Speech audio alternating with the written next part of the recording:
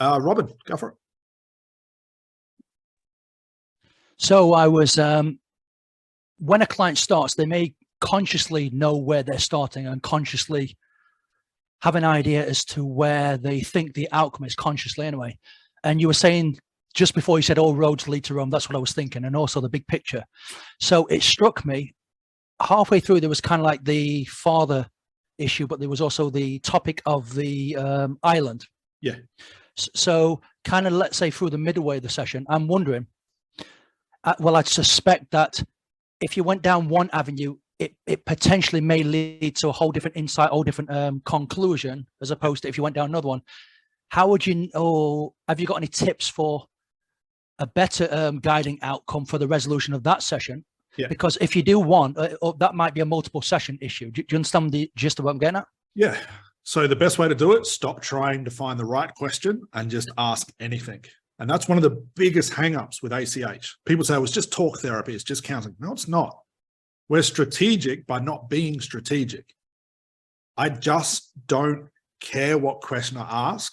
I don't care where it goes. I don't care the outcome. I don't care how long it takes. All I'm looking for is if I ask Marshall a question, the response he gives me is a conscious or unconscious. If it's conscious, I'll ignore it. If it's unconscious, I'm following that road. Now, I'm going to show you guys how to do this. We haven't looked at that yet, but that's what I'm doing.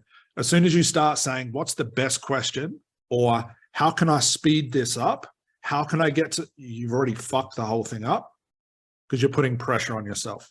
Oh, I shouldn't be swearing, there's kids, sorry.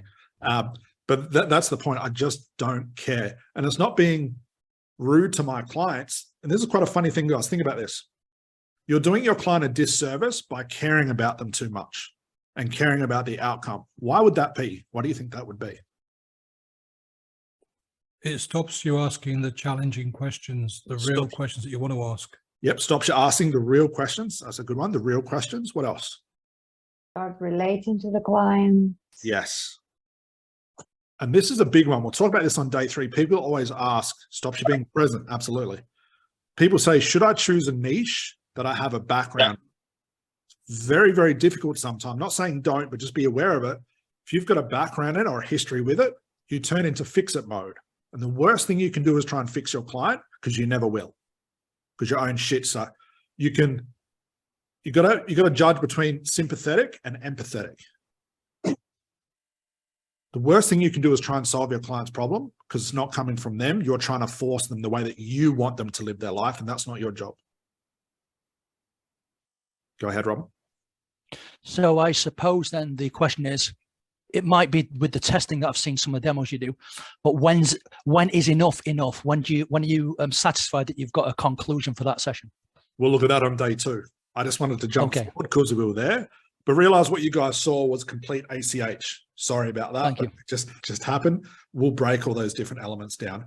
You'll know without a shadow of a doubt that we're done, and I'll show you what that looks like on day 2. Thank you. You're welcome.